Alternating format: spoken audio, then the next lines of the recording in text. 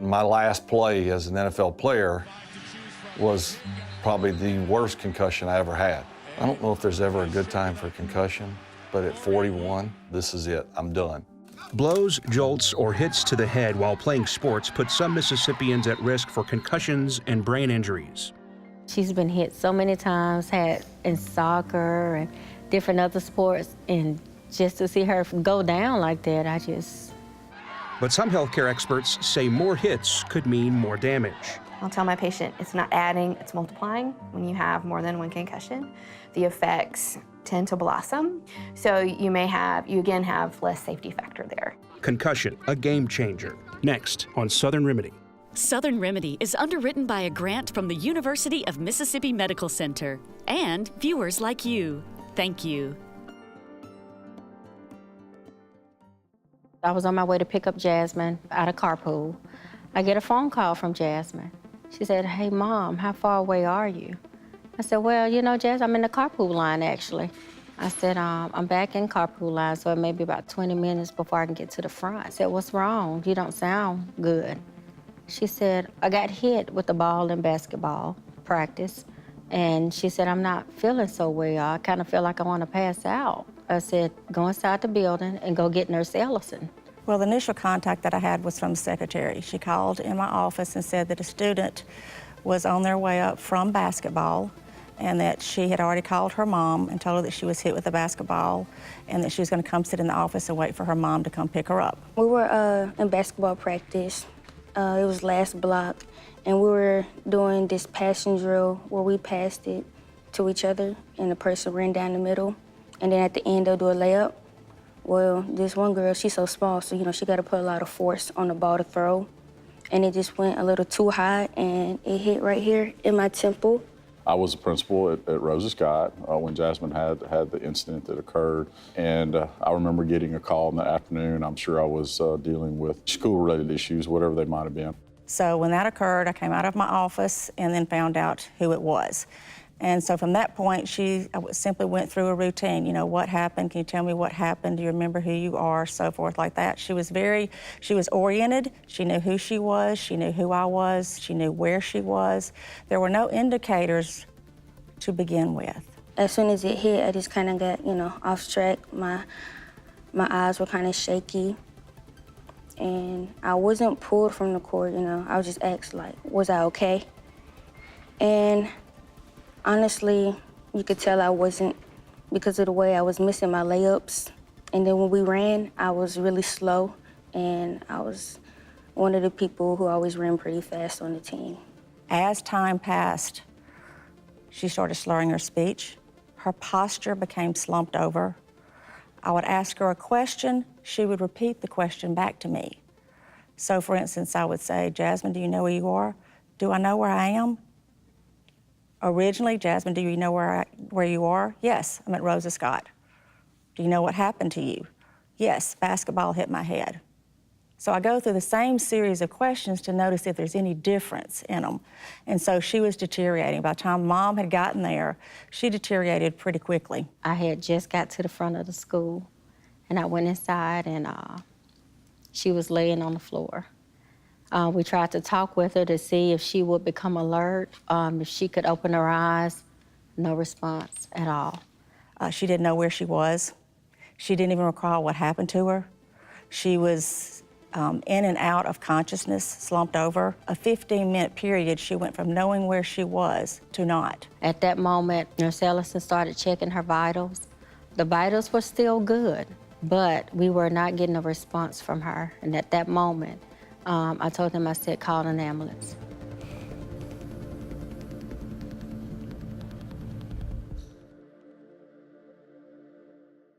I was just told to stand back because they called in the trauma team to work on her, and they couldn't get anything from her. That moment was all in a blur because it was so surreal. It was moving so fast.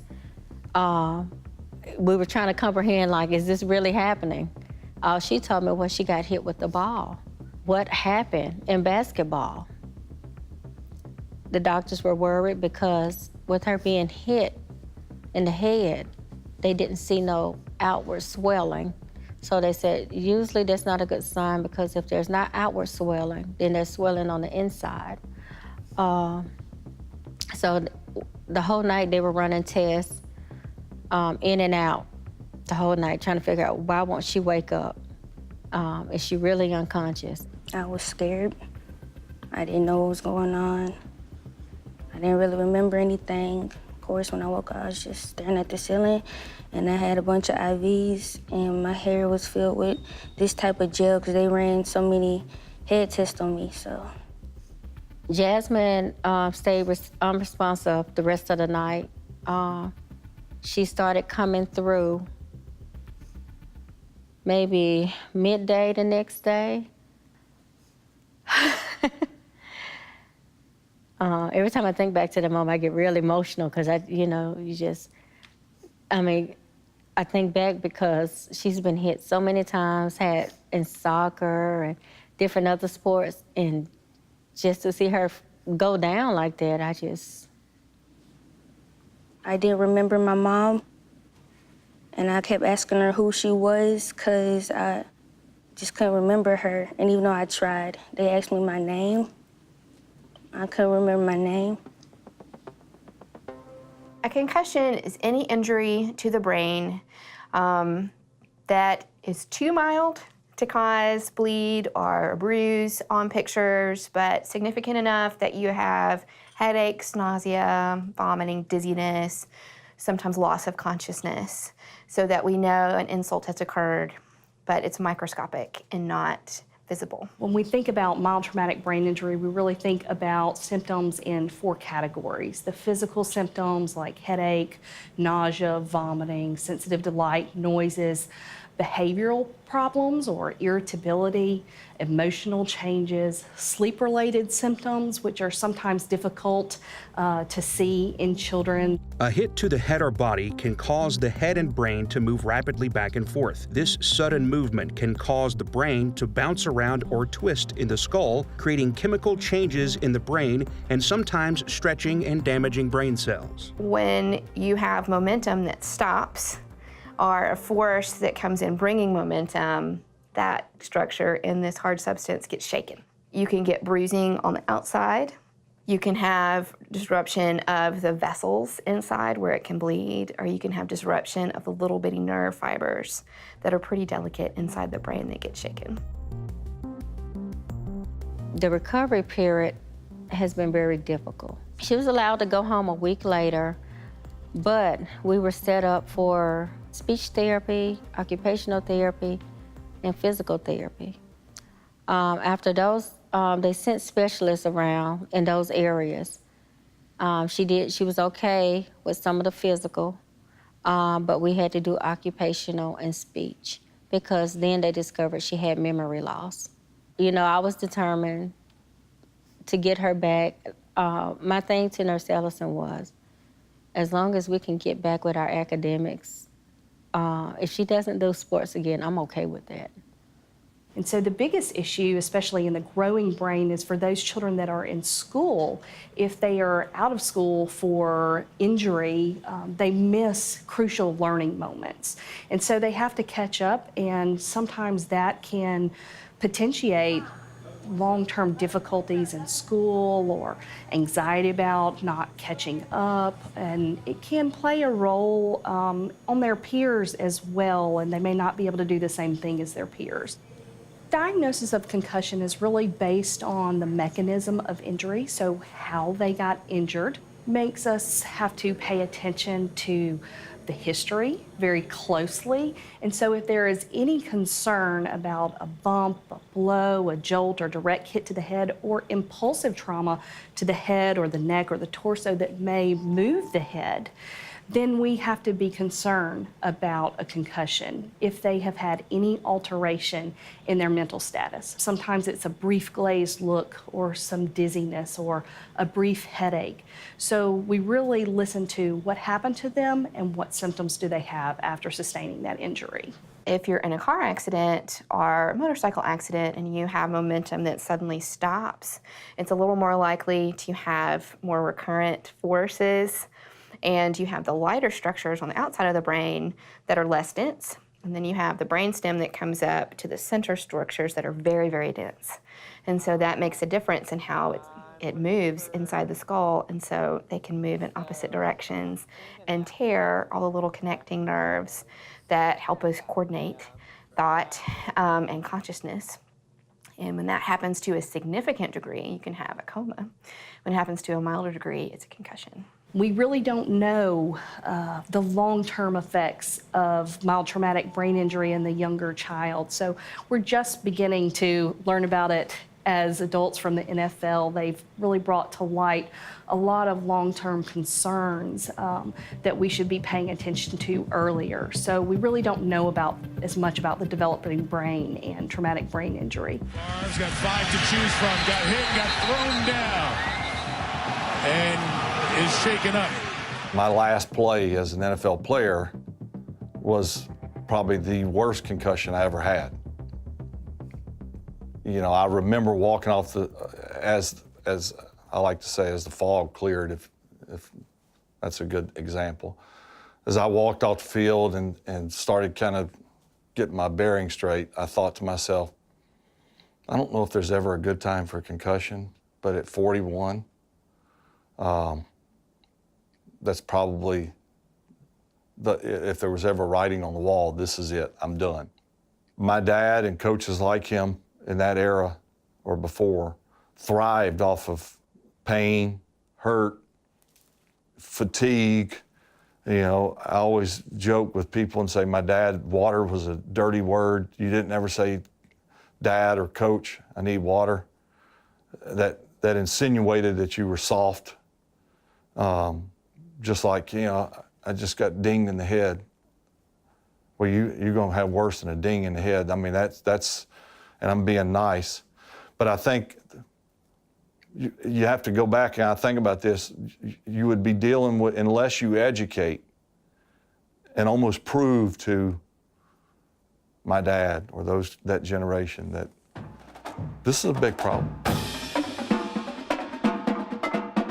I played football, started playing in second grade, played through high school and through college, and fortunate enough to be inducted into the Mississippi Sports Hall of Fame and the National College Football Hall of Fame. I've been around sports and that sport for a long time.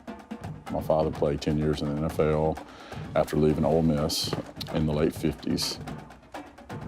I think maybe I had a concussion or two. I'm not sure if I can point to a time that I know that I did. I know I had a lot of collisions over a number of years, and then I think I was blessed and fortunate to not have issues or times that I can remember of like losing a sense of where I was or anything like that. So could I have had some minors? Maybe.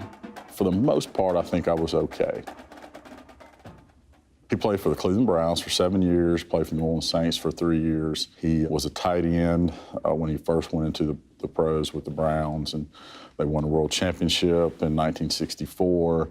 And the next year, he actually moved to the defensive side of the ball and moved to an outside linebacker position. Made All-Pro that next year on the defensive side, and then finished out his career as an outside linebacker and some defensive end. I did see my dad decline, you know, later in life when he was diagnosed with ALS, and having that history in the NFL and how that went down in a hurry for him. And I know that he talked about having a number of concussions performing at that level.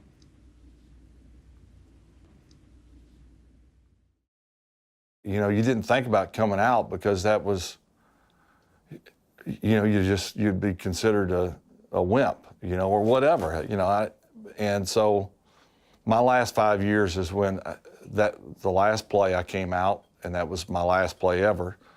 I had a concussion several years before that where I actually blacked out for a period of time. You know, and I get this question all the time. How many concussions have you had? And I sort of jokingly say, I don't remember.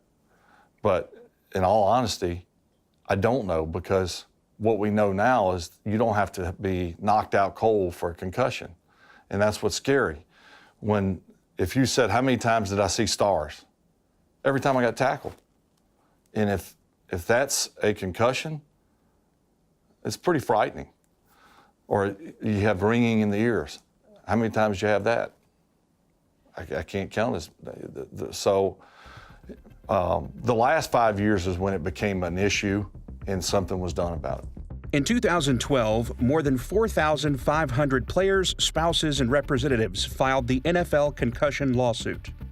It alleged that the NFL knew about the long-term health risks associated with concussions and repeated blows to the head.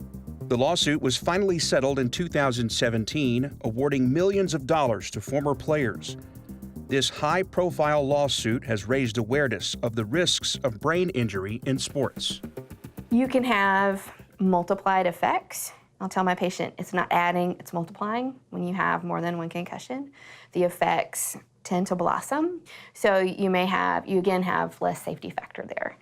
The brain's already had a hit, it's already tried to heal. There may be some compensation that's there that you didn't have before that you're not gonna get back. And then you hit it again, then it's another injury on top of one, and so you may have longer symptoms of headache or difficulty with school or remembering things or be a little more quick to anger or have more trouble paying attention and focusing, and that may either last longer or be permanent the more hits you have.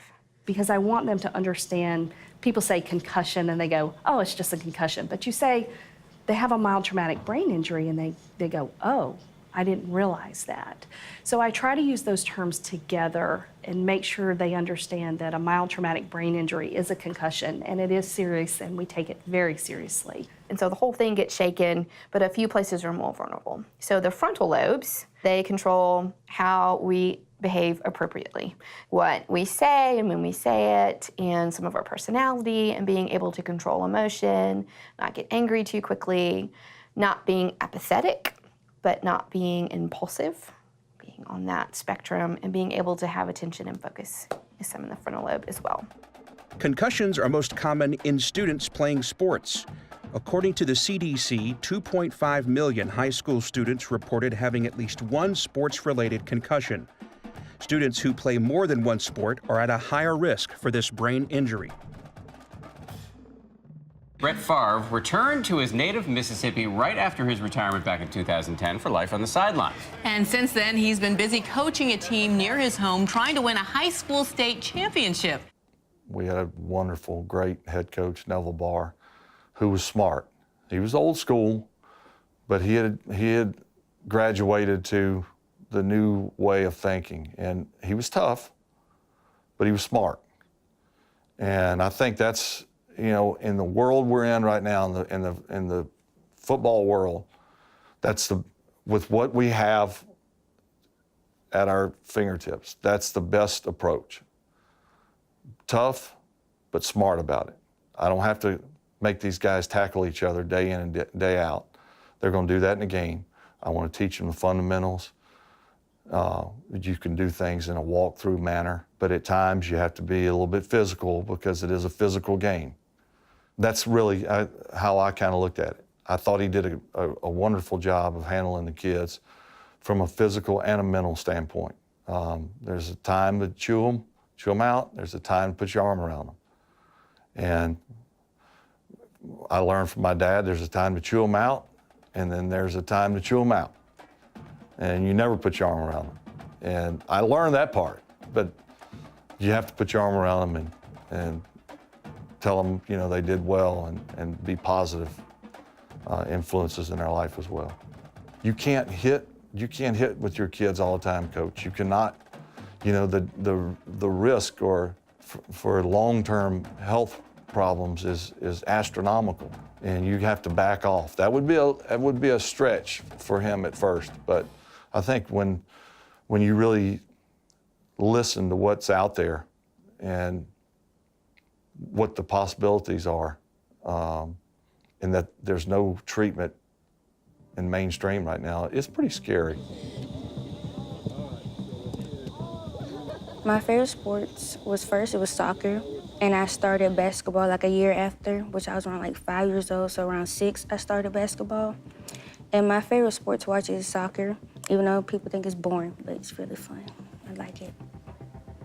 When you're on a team, you kind of just have that motive to always want to finish out. And I guess you could say, with me being very competitive, I don't like to back down. I mean, your brain, you have to consider it's like an egg.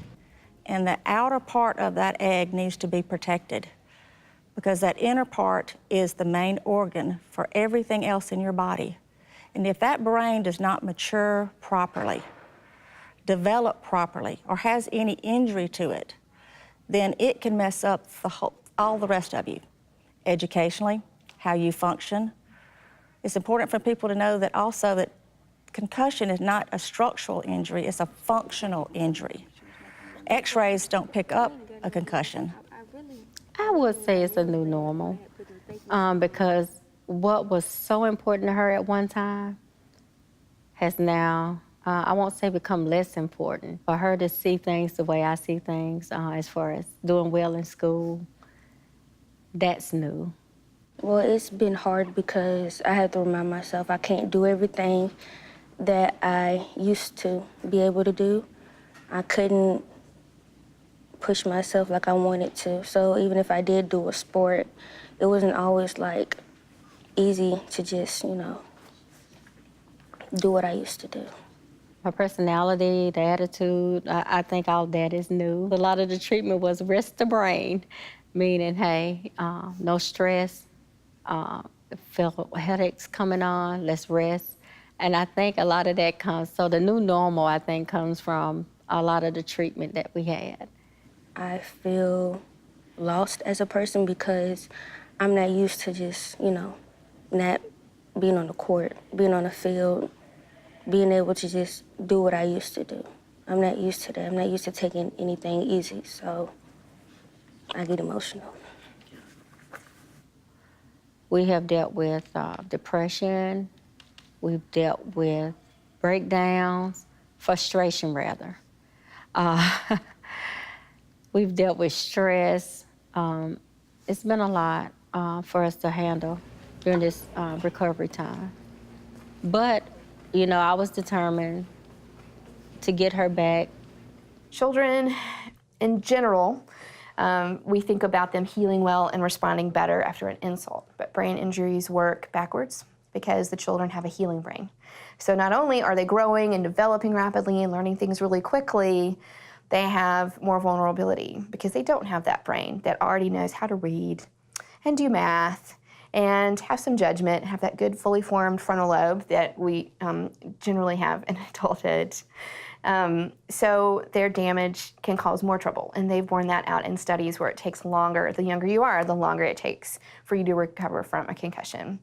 The more severe an injury at the earlier age, the longer the long-term consequences, the more severe the long-term consequences are going to be, because you're stopping that brain development and damaging it at a very early period. So we need to educate our parents, first and foremost, the dangers of a concussion, that if a child or their student or even themselves has a jolt or injury to the head, to take it seriously, because the ramifications can be temporary, and in most cases they might be. However, in cases like this and other cases that I've seen, can have detrimental effects.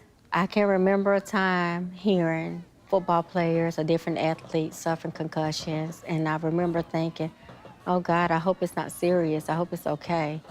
But to actually go through one myself with my own child, it brings on a whole new light.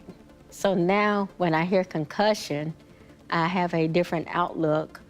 I'm asking different questions. I'm looking for different results, you know. It's been a learning experience for myself, for Jasmine. We would never look at this topic the same again.